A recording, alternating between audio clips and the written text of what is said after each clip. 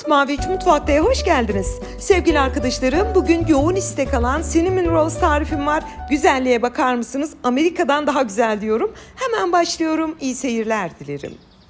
Tarifimize ilk olarak bir su bardağı sütü küçük bir tencereye alıp ocakta ılık oluncaya dek ısıtarak başlayalım.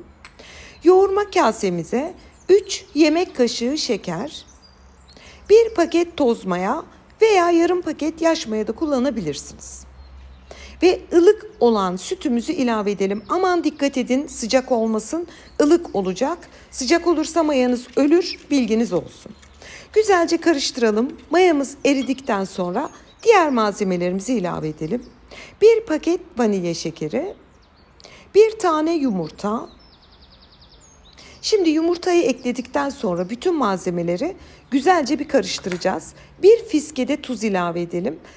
Şöyle elinizin ucuyla alıp üzerine serpiştirin. Şimdi iyice karıştıralım ve tamamen bağlayalım. Yani hepsi birbirine iyice geçişmiş olsun. Unumuzu ekleyerek hamurumuzu tahta kaşıkla kabaca toparlayalım. Toplam un miktarı 3-3,5 su bardağı kadar. Siz yine de dikkatli ve kontrollü ekleyin lütfen. Şöyle kabaca bir toparlıyorum ve kaşığı çıkarıp tam bu esnada ocakta ısıtmış olduğum, yani eritmiş olduğum 80 gram eritilmiş tereyağı üzerine döküyorum. Yani dolu dolu bir yemek kaşığı diyebilirim. Tereyağını döktükten sonra şöyle bir yoğurun. Daha sonra baktınız ki hamur böyle çok cıvık elinizin altında. Çok az un takviyesi yaparak yoğurmaya devam edin. Ben de kontrollü ekledim. Şöyle bir toparladım, elimle sıkarak bir yoğurdum. Baktım ki hala çok cıvık, birazcık un takviyesi yaparak yoğurdum. Olması gereken, yani istediğimiz kıvam yaklaşık 5 dakika yoğurun. 5 dakika sonra bu kıvama geliyor. Sevgili arkadaşlarım, tüm mayalı tariflerde özellikle 5 dakika yoğurmanızı tavsiye ediyorum. Hamur kendini toparlıyor ve çok güzel bir kıvam alıyor. Şöyle size yumuşaklığını göstereyim. Oldukça yumuşak ama ele yapışmayan harika bir hamurumuz var. Ortaya doğru katlayalım. Katladığımız tarafı kasenin alt kısmına gelecek şekilde mayalanmaya bırakalım. Hamurumuz mayalanırken biz de cinnamon rolls'ın arasına süreceğimiz tarçınlı şekerli harcımızı hazırlayalım. 100 gram oda ısısında gördüğünüz gibi oldukça yumuşak bir tereyağımız var. Kaseye alalım. İçine 2 yemek kaşığı şeker, 1 tatlı kaşığı dolusu tarçını ilave edip karıştıralım. Burada 1 paket de vanilya şekeri ilave edin. Ben unuttuğum için sonradan ilave ettim, kafanız karışmasın. Vanilyamızı ekledik. Güzelce karıştırın. Bakın sevgili arkadaşlarım, burada tarçını istediğiniz kadar artırabilirsiniz. Ben dolu dolu 1 tatlı kaşığı kullandım. Tam güzel kıvamında oldu. Bu arada yaklaşık 1 saat sonra da hamurumuzun mayası şahane bir şekilde gelmişti. Hemen size gösteriyorum, bakın. Hiç ele yapışmayan şahane bir hamurumuz var. Şimdi tezgaha çok az un serpip hamuru olduğu gibi tezgaha alalım. Hamuru aldım. Elimle şöyle bir kabaca toparlıyorum. Yani beze yapmanıza da gerek yok. Aldığınız gibi elinizle biraz düzeltin. Daha sonra kendi ekseninde, hani merdane alırken aklınızda bulunsun. Böyle kendi ekseninde dönebilen bir merdane alırsanız işiniz %50 daha çok kolay olacaktır. Merdane ile şimdi hamuru komple açalım.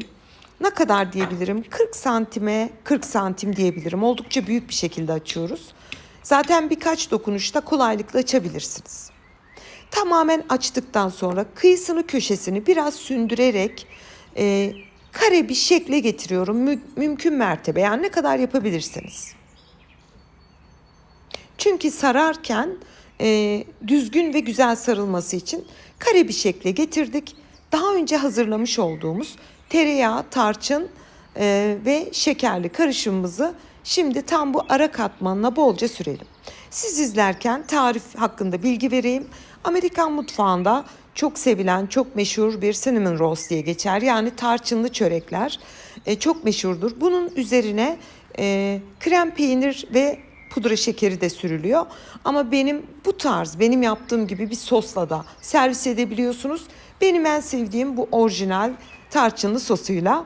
Hemen tarifime geri dönüyorum. Bir hamur kartıyla Boş yer kalmayacak şekilde her tarafına tereyağlı tarçınlı harcımızı sürdük. Şimdi çok fazla sıkı olmasın. Şöyle güzelce yumuşaktan, hafif bol bol diyeyim, sararak bir rulo yapalım.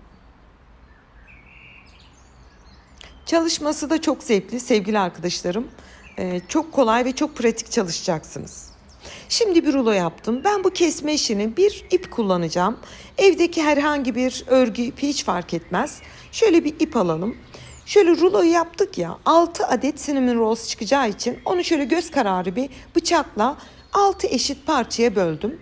Daha sonra son derece pratik bir şekilde elimdeki iple keserek şeklini veriyorum. Bakın sevgili arkadaşlarım, bu teknik çok güzeldir. Kaydırmaz. Kestiğiniz yer çok temiz ve çok güzel olur. Aklınızda bulunsun. Bu tarz rulo yaptığınız birçok tarifte bu tekniği kullanabilirsiniz. Şimdi hazırlamış olduğum cinnamon rolls'ları aynı şekilde iple bakın şöyle çekiyorum. Tık, hemen bölünüyor. Onu alıyoruz. Kestiğimiz taraf yukarı bakacak şekilde üzerine basarak kenara diziyorum. Diğer kalanları şöyle bir tık videoyu hızlandırarak geçiyorum. Bu arada ben sizleri çok özledim. Haberiniz olsun. Bir kızlarıma gittim, ziyaret yaptım. Minik bir tatil yaptım. O yüzden biraz ara verdim. Tekrar sizlerle olmaktan çok mutluyum. Şöyle hemencik hepsini kesiyorum. O uç kısmı var ya, hani böyle kestiğinizde bir tarafında kalıyor ya, onu da altına doğru saklayın. Ben biraz sonra size detaylı göstereceğim. Bütün hepsini kesip tezgaha hazırlıyorum. Ve hemen size bir tanesini nasıl kenarındaki o çıkan, hani kulak vermesin, muntazam dursun. Şöyle bakın sevgili arkadaşlarım, çok güzel görünüyor. Bunun altına saklamıştım zaten. Şöyle bir fırın tepsisi kullanıyorum. Bu tarifte sadece fırın tepsimizi yağlıyoruz. Bir borcamda kullanabilirsiniz. Yağlı kağıt kullanmayın. Hepsini aldım. 6 adet cinnamon rolls'ları tepsiye diziyorum. Bakın şöyle kulağı var ya, onu şöyle altına doğru saklayın ki pişme esnasında o kenardan şeklini bozarak kabarmasın. Şöyle tekrar gösteriyorum. O kenarında kesik kısmını altına saklayarak tepsiye dizdim. Vermiş olduğum bu tariften jumbo büyüklükte, yani orijinal büyüklüğünde 6 adet cinnamon rolls'umuz çıkacak. Üzerini kapatıyorum. Tepsi mayası için 25-30 dakika beklettim. Bakın sevgili arkadaşlarım, tam 2 kat kabarmış olmalı. Şahane görünüyorlar. Üzerine daha da fırında güzel kabarması için bir fısfısla birazcık su serperek fırına veriyorum. Bu küçük bir püf noktasıdır. Mayalı hamurlar nemli ortamı sever. Biraz su sıkarak önceden ısınmış alt üst ayar 200 derece fırında 35-40 dakika pişmeye gönderdim. Çöreklerimiz pişerken üzerine sosunu hazırlayalım. 2 yemek kaşığı pudra şekeri, 1 tatlı kaşığı dolusu tarçın. Burada sütü çok dikkatli ekleyin. Yaklaşık şöyle 3-4 yemek kaşığı kadar süt ilave edip önce güzel bir karıştırın. Baktınız ki süt fazla kaçtı, biraz daha pudra şekeri ekleyin ama normalinde 3 maksimum 4 yemek kaşığı süt tam olur. Kıvamına bakın sevgili arkadaşlarım. Şöyle boza kıvamı diyebilirim. Güzel akışkan bir sos kıvamına getirdik. Bunu da fırından çıkar çıkmaz üzerine süreceğimiz sosumuz. Ve yaklaşık 35 dakikanın sonunda inanılmaz bir koku bütün evi sardı. Sadece mutfağı değil. O kadar güzel kabararak piştiler ki. Şimdi sevgili arkadaşlarım, fırından çıkar çıkmaz, yani henüz kaynarken hazırlamış olduğumuz sosumuzu güzelce her tarafına sürelim. Kaynarken sürdüğümüz için sos bir nevi pişme görevi görüyor. Bu da yediğinizde fark edeceksiniz, muazzam bir lezzet oluyor. Ben tabii ki böyle yakın çekimleri çok seviyorum. Böyle sosu dökün, üzerine sürün. Nefis görünüyor. İnşallah bir gün YouTube'dan şöyle kokular da size gelir. Bütün sosu sürdüm ve cinnamon rolls'larımız şu an servis için hazır. Hemen bir tel alıyorum. Tepside bekletmiyorum. Bakın sevgili arkadaşlarım, duman üstünde, henüz daha kaynar. Çok güzel görünüyor. Bir tele aldım ve sunum için bahçeye çıktım. Bahçedeki çiçeklerimi size şöyle minicik gösteriyorum. Videolarımda çok hoşunuza gidiyor. Mavi de benden önce çıkıp serildi. Ve Cinnamon Rolls'larımız sunum için hazır. Büyük bir zevkle sizlere detaylı gösterip doku testine geçiyorum. Yani çok güzel görünüyor. Gerçekten hani çizgi filminde vardır ya böyle kekler, çörekler. Aynı onlar gibi duruyor. Hemen doku testine geçtim. Çok istenen bir tarifti sevgili arkadaşlarım. Ben bunun üzerine orijinal sosunu sürdüm. Arzu ederseniz üzerine labne peyniri, pudra şekeri ve vanilya şekerini karıştırıp onu da dökebilirsiniz. Ama ben bu şekilde daha çok seviyorum. Yumuşaklığına bakar mısınız? Yani sosunu da komple çekip böyle inanılmaz güzel bir kıvama gelmişti. İç dokusuna da bakın. Böyle yumuşacık ve oldukça nemli bir hamur. Yani yediğinizde bunun özelliği çok nemli ve güzel bir çörektir. Şöyle size tekrar gösteriyorum.